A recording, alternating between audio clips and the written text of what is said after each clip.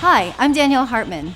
Welcome back to Poured in PA, a series sharing the stories of Pennsylvania's craft beer industry. Walking into your local beer distributor these days sometimes feels like you're strolling through an art gallery. Beer labels have come a long way from the old school generic text of the past. In this episode, we talk to some of those in Pennsylvania that take just as much care creating the outside of the can as the brewer did crafting the masterpiece inside of it.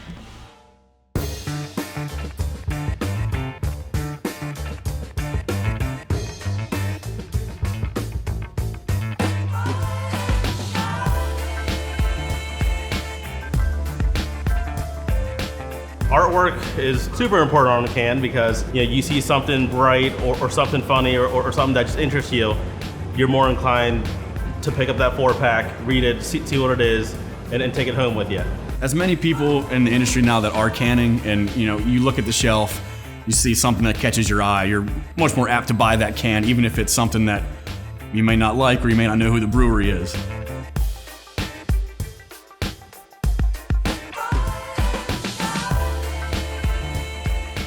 I started my graphic design company back in 2010 is when I officially incorporated. And then a few years later, it wasn't for a few years until I actually got into the beer industry. I do everything from beer labels to apparel to any sort of marketing, social media stuff that breweries need. And I got my start with Pizza Boy Brewing Company, who's local here to the Harrisburg area. And it's kind of a funny story because my name is Bartley Kaminsky. I walked in there one day and handed his wife my credit card to start a tab. And she looked at it and said, "Oh, you're the Bartley Kaminsky we've been seeing on social media. My husband, Albert Kaminsky, and I own this place." So that's actually how I met Albert and got started. I was in there about a week later. Albert walked up and said, "Hey, Ski, you want to do my labels?" And that was that. That's how I got started.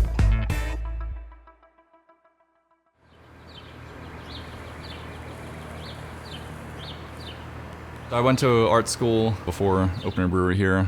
Just grew up, was always making art and always knew that's what I wanted to do. Got a little sidetracked after college making beer, wound up opening a brewery, and here I am now doing art full-time for a brewery, so kind of came full circle. When we opened 9 years ago, we weren't packaging much beer at all. We were doing maybe a few bottles a year, and that just sort of started organically. So we bottled the first beer and I was like, well, this needs a label. And me with my art background, we figured that I would do the label, and it's snowballed from there to now doing about 2 or 3 new labels a week. So I've gone from brewing, managing the restaurant, and doing an occasional label every now and then to pretty much full-time artist for Forest and Maine here.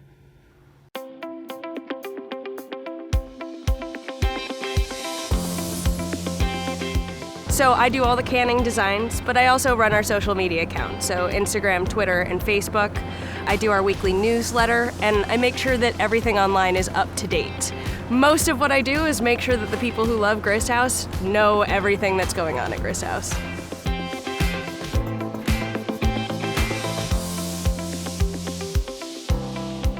I've been at Voodoo from like 2015, 2014. I started, so 5 or 6 years, but I actually started working for free, washing kegs in the back, helping with bottling. I eventually was able to get like a bartending shift and kind of worked my way from there. And they realized that I went to Edinburgh for an art degree, and they let me do 1 label, 2 label, and it just kind of rolled from there to what I do now. I do all the merchandise, hats, whatever, some murals, all sorts of fun stuff. Voodoo was the first brewery, or really any art I did semi-professionally at all. I was a graphic design major, and my junior year they came out with a new major, which is illustration. I'm like, oh, that's perfect. It's a little bit of illustration and traditional art, which I love doing, so I went for that. I was one of the first people from Edinburgh that graduated with that degree. But after college, I was working at a beer distributor, and there was a brewery down the street, and I'm like, I'll just help them out and see what happens, I guess, and that's how it kind of went. We were looking for an artist for this series and weren't entirely sure where we wanted to go. And then a mutual friend kind of put us in touch, and Rosalie kind of had the idea to do watersheds and worked out from there. I've done a couple labels for breweries before, and I had a lot of fun with it, and both of my other labels were kind of like nature educational themed, and that's kind of my thing. I'm mostly a nature illustrator, so I really liked the opportunity to take a little bite-sized piece of nature or conservation education into an unexpected place like a brewery, and I think it's just, I don't know, I like that people can be hanging out with friends and having a good time, and they can also maybe have their curiosity piqued in the natural world. Rosalie has a lot of knowledge in this, basically just environmental as a whole. So I kind of said, have at it and do what you think would be great, and we'll work on the beer side of it. Andrew was a dream client because he lets me do whatever I want so far. But if you have feedback, you can give it to me as well. That, But yeah, so basically I've been telling him what I think would be cool, and he's kind of looked at the list for the whole year, and once I have one pretty much wrapped, I'll send it to him, see if he has any edits, and then send it to production. I know the beer. I can say like, hey, this is what style we're gonna do, and this is the point of the series from a beer perspective. But having Rosalie to be able to tie it all together and kind of create what the consumer is gonna see as far as the beer perspective has been awesome, and allowed kind of us just to focus on the beer side. I love taking an artist's impression of what they could have on a can, or what the beer name could mean to them, and again, collaborating on what the label art could be. I mean, the label hopefully is one of the first things people see. So some sense of, you know, what's in that can or that bottle, we're hoping to convey through the artwork.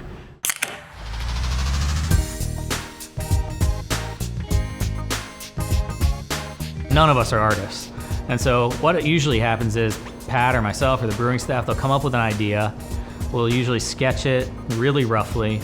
And then we have an off-site marketing person who helps us sort of formulate that idea. And then it typically gets sent off to, we use Fiverr, which is a great website for subcontracting art. We have 3 or 4 Fiverr artists that, depending on the vibe we're trying to go for, we'll send it to one of those. So they each have their little unique styles. We were designing the labels ourselves, and they were so bad. They were awful. They were horrible. We had like 1 or 2 professionally done ones that we sent to Bart that he made better. And then from there, we just, every label since then has been Bart. He's just been amazing to work with. The guy is like an unbelievable artist. Well, you give him 3, 4 very generic ideas, and he just makes an amazing can label. So we normally throw Bart the name of the beer, a description, and then he normally will either come back and say, that idea you have is great, or that idea you have is really stupid. I have something way better. In our industry, things change really quick. So you may have set a schedule for 6 months, and something comes up and you have to make a new one-off beer, and that beer needs to be in cans. And Bart is great because he's super flexible. You can get a hold of him, and he can get you a label on a pretty short deadline. I don't know anyone who does the quality of work he does for the price that he charges too. I'd say about 90% of what my client sort of has a direction of where they want to go, or a specific idea of what they want me to draw, and then I just sort of bring it to life. And that's usually almost 100% of the case with a company or a brewery called Stickman Brews, and they're located in Williamsport, PA. With Stickman Brews is I literally draw all stick figures. So I think I'm probably the only guy in the world that gets paid $60 an hour to draw stick figures, but you know, this is America.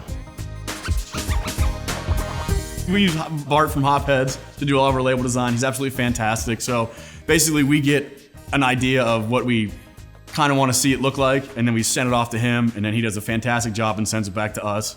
You know, we approve it, everything's great, but you gotta stand out. You gotta have something that's, you know, bright, vibrant, or kind of like all black and dull. And either way, but dead center seems like it doesn't sell nearly as well as the other way. So, I mean, it has to be something that stands out to the public, especially once you start getting out of your like local demographic that people may not know who Molly Pitcher is, you know, out Philly way. So they need to see this can that's kind of, you know, shining at them from the shelf to get them to pick it up.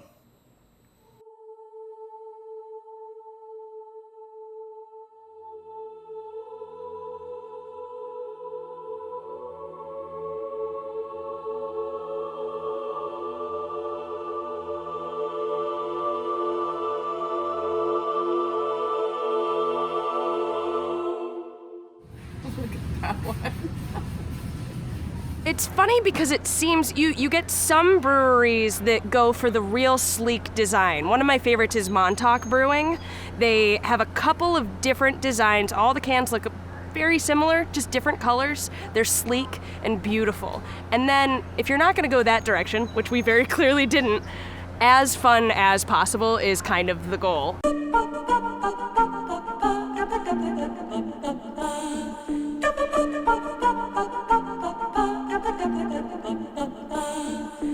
It's getting to a point where all these beer names are taken.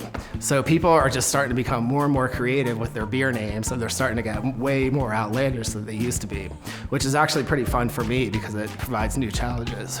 Typically for any new label, usually Kurt, our brewer, like he has a recipe and a name, and we just collaborate on that, and he's like, well, I have this name, it's called Kinda Hot in These Rhinos, and it's from Ace Ventura. It's like, let's go with that. And we're like, all right, we'll just have him like coming out of the Rhino, and that just kind of evolves like that. It's a back and forth with myself and Kurt, and that's more or less how we come up with anything. So having a name that's easy to recognize and easy to say is important. But then also the artwork, the label, the box, whatever it may be, the descriptions on it, we hope are conveying what the beer might be or might taste like. So most can labels are printed on a stock. It's called, it's like a polypropylene material. It's basically like plastic. So that way they hold up, you know, if you throw the cans in coolers and things like that. But there's two different materials that go with it. You can do it on a white background, or you can also do it what they call a metallized BOPP, or like a silver background.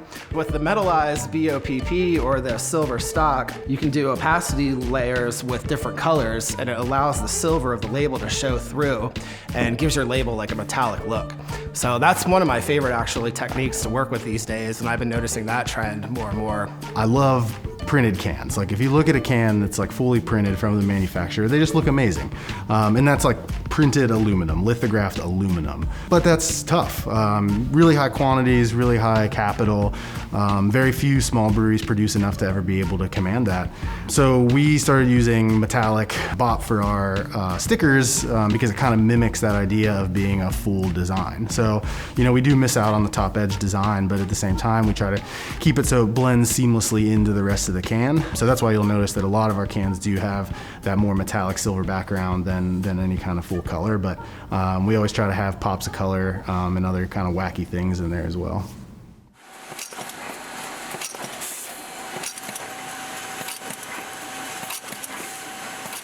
So printing on the polypropylene material is very cheap to reproduce. So you can print, you know, you can get a couple thousand of those without breaking your bank, and it's just printed on a paper. And most people that have inline canners, you know, well, those labels will get applied as they get canned. So now when it comes to like shrink wrap labels or printing directly onto the can, those minimums are much higher. In fact, a lot of the printers that I work with, if you want to go to shrink wrap, you need a minimum of 25,000 cans to even touch it. And I think I've worked with a handful, like Pizza Boy I know has done where they print directly on the can, like you would get like a Coke can or something like that. And I think their minimums are between 25,000 and 50,000 as well. So.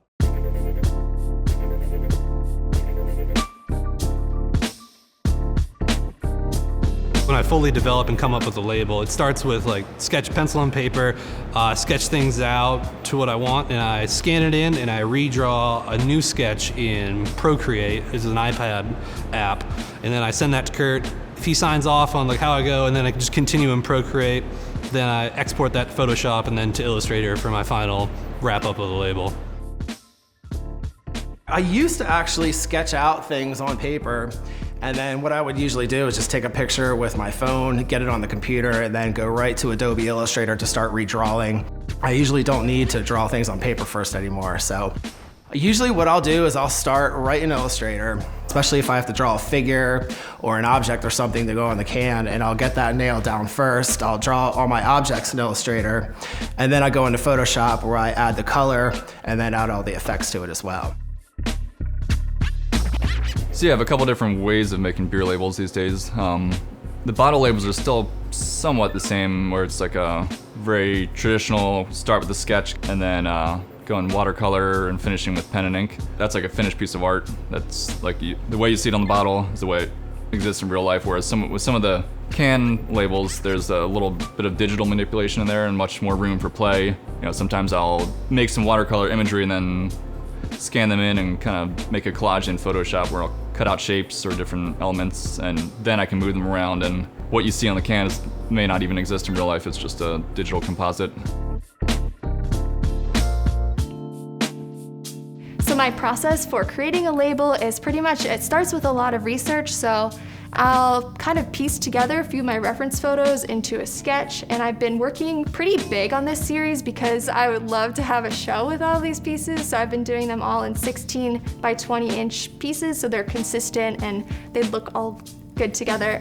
So I sketch everything out onto the big sheet of watercolor paper, and then I go over everything with a permanent archival ink pen, add a ton of details that way, erase all my pencil marks, and then I add in a ton of layers of watercolor over top. To take it from a painting to a label, I have to scan in the piece, and I have a little baby scanner, so I scan it in 4 different sections, and then I Photoshop it all together, and then take it into Adobe Illustrator, and Andrew sent me a template that I can use to make sure it'll fit really nicely on a can. I just pop it in there and send it off to him. Yeah, and from there I just take it into Illustrator and make sure all the information for the beer is correct, and then they get sent off to our print supplier. Then they send proofs back, they get checked and approved, and then we're good.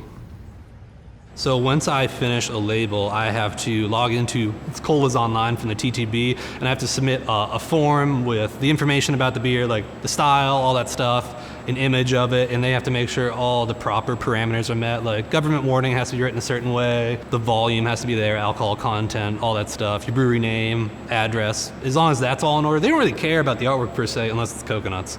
On Good Vibes, the original draft I had a coconut in the water because it's beach themed. I'm like, yeah, why not? And they're like, no coconuts. I'm like, that's weird. They're like, it's not a real ingredient. I'm like, well, there's a lot of things on the label that aren't real ingredients, but some things get pushed completely through. Like we had a beer a couple months ago now, it's called Asshole of the Sea. They were completely fine with that though. With Stickman, I've run into issues where I had a person on there drinking a beer and that wasn't allowed. But then I've had characters drinking on other cans that the TTB actually approved. One time I actually had guys on a can smoking cigarettes, and the TTB made me put a statement on saying that this product does not contain any nicotine, which is kind of strange.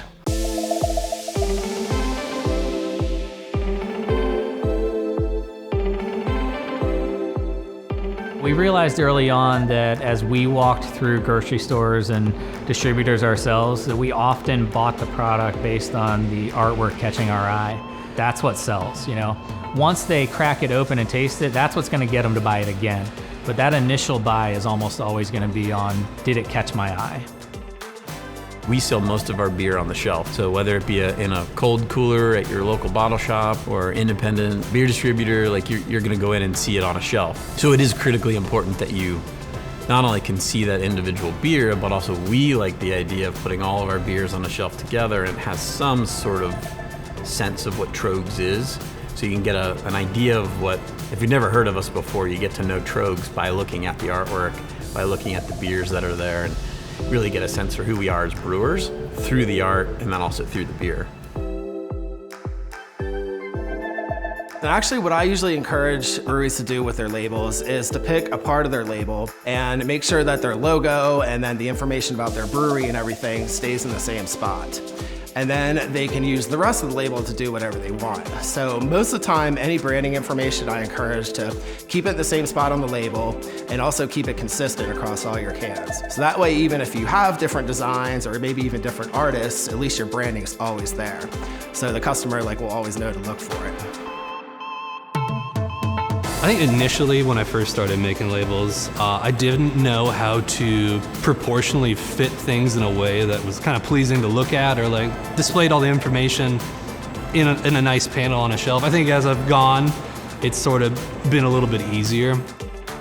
I would say it's a little bit surfer vibe, a little bit grotesque, a little bit rough and a little bit clean. It's kind of like an amalgamation of a bunch of things that I think encompasses kind of how we operate here at Voodoo.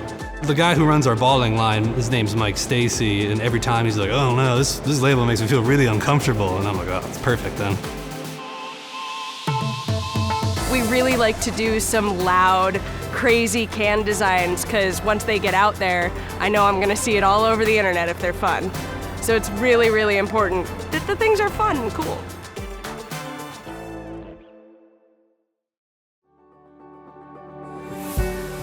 The brewing industry in and of itself is very collaborative, like across the board. I mean, everybody is friends and enjoys each other's company and wants to be around and wants to see other people succeed. And I think bringing other aspects into the brewing world makes that even more so. I think it's a good way to kind of cross-pollinate everything and take what you care about in aspects of your life and what kind of your ethos of your brand means, find somebody with something similar but in a whole kind of different aspect or a whole different industry, and then blend them together. And it's kind of helpful for everybody. Doing the can designs is my favorite because I get to kind of do something that's fun and that's creative, and I lucked into this, and I'm kind of waiting for someday someone to come up and be like, wait, you don't belong here, you're not supposed to be doing this. I didn't go to school for graphic design, but I love this stuff, and I think it comes across in the product that we put out. It's very rewarding, and just another way to kind of put a little bit of our personality out there, because these cans now go out the door and get traded to people, so it's like, people all over the country and world are getting a little bit of our art in their house. It's weird. I mean, it's just these little paintings that I make at home. Yeah, you're scrolling through Instagram and you see it pop up, someone else posts a picture of it, kind of throws you for a loop, but it's cool that people get so into it. So I really enjoy working with breweries. One, because it's the best way to wrap up a client project is to be able to go to the brewery and pick up the beer and enjoy that. It's just a really cool end to a project. And as an artist, I'm often working in 2D, so people are seeing my work as a print or on social media, and everything's flat. And so to be able to hold my art and they don't have to frame it, they don't have to feel pressure to be into art, but they can still enjoy that form of art, I think that's really cool. If you have a can that's fun to look at and fun to take pictures with and fun to find new ways to take pictures of it, you're gonna see it way more often on platforms like Instagram. It's cool to see that we get creative here, put it out, and it sparks other people to do the same.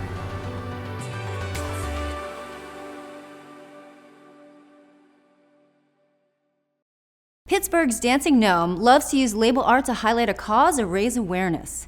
Their latest initiative focuses on the watersheds of Western Pennsylvania. A couple years ago, we came up with the idea to do a series beer. So it was just a beer once a month that would be kind of tied to a series. The first one that we decided to do was flowers. We didn't really have a reason behind why to do that. It was just like, hey, this is cool. We'll do flowers that bloom in a certain month in Western Pennsylvania. That was 2018. 2019, we did birds.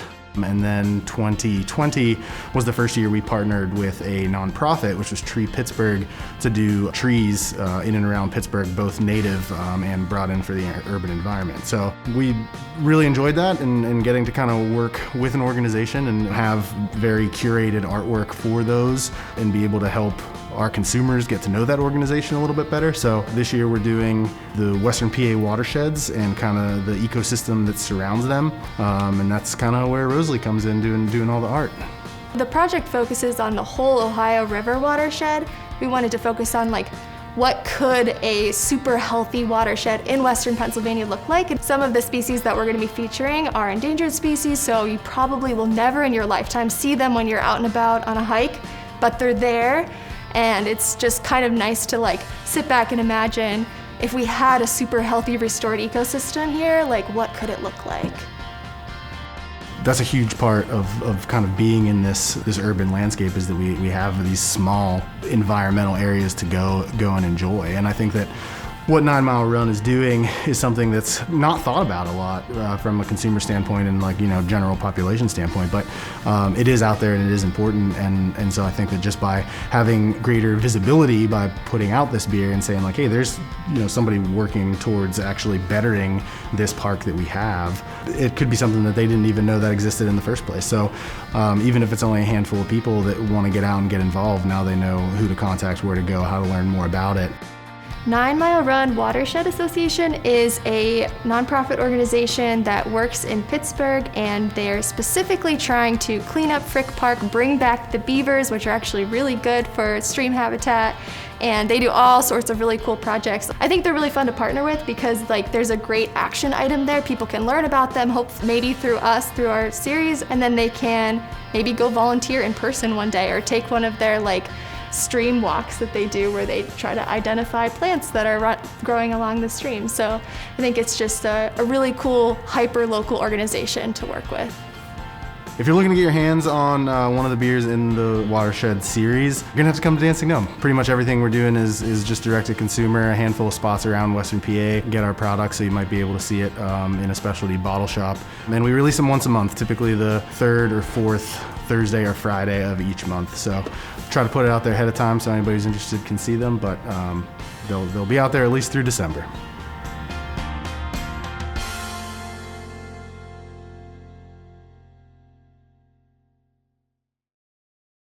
That's almost all the time we have, but I'll leave you with another Brewery Spotlight. We're off to Boom City and Williamsport for great beers and food. Until next time, cheers.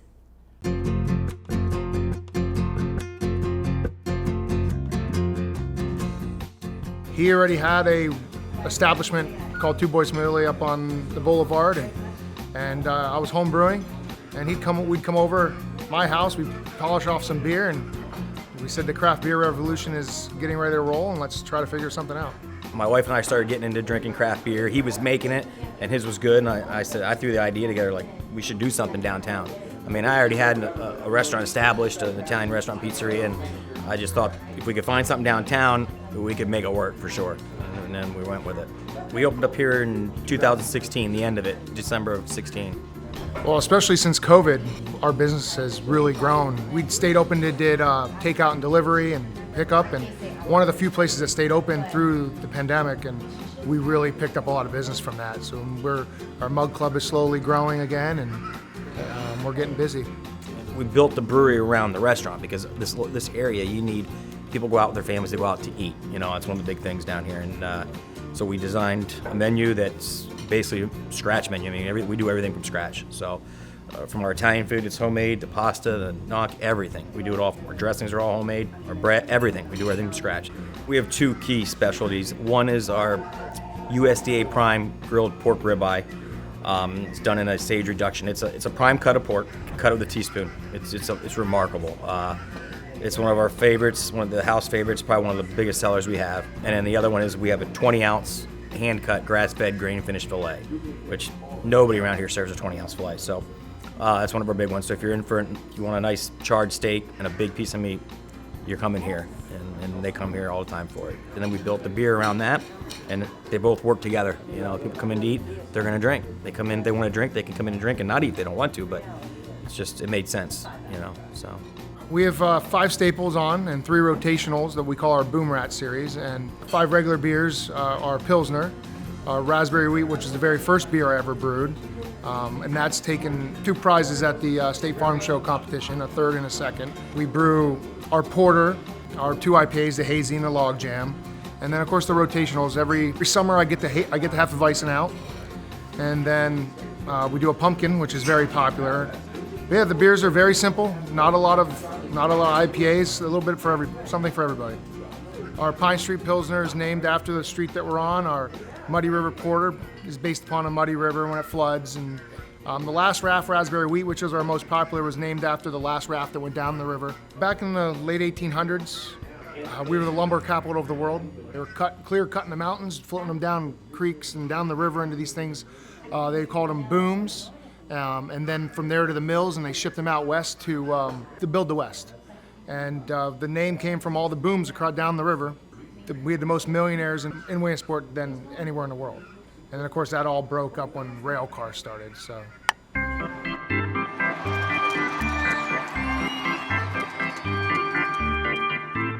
Little League World Series really increased our business for 2 weeks out of the year, especially during the week. Definitely pumps our business up pretty well for 2 weeks. Teams come in here, families come in here. We have a lot of outdoor seating, so we seat families into some of the teams outside, and and it's a pretty good time. So. And with the pandemic, we were able to get the emergency extension, and we wrapped it around the building. So we added, another 40 seats to outside. Well, the next step is canning. We're in the midst of a contract with a larger brewing company that's going to actually produce some of our staples and then can it for us. And then we have a distributor already lined up we're in contract with now. So the next big thing is getting our product on the market so that you can walk into a grocery store, distributor, et cetera, and buy some of our beer. Yeah, being a 2-barrel brewery, it's really tough. So we struggle to keep up here, so.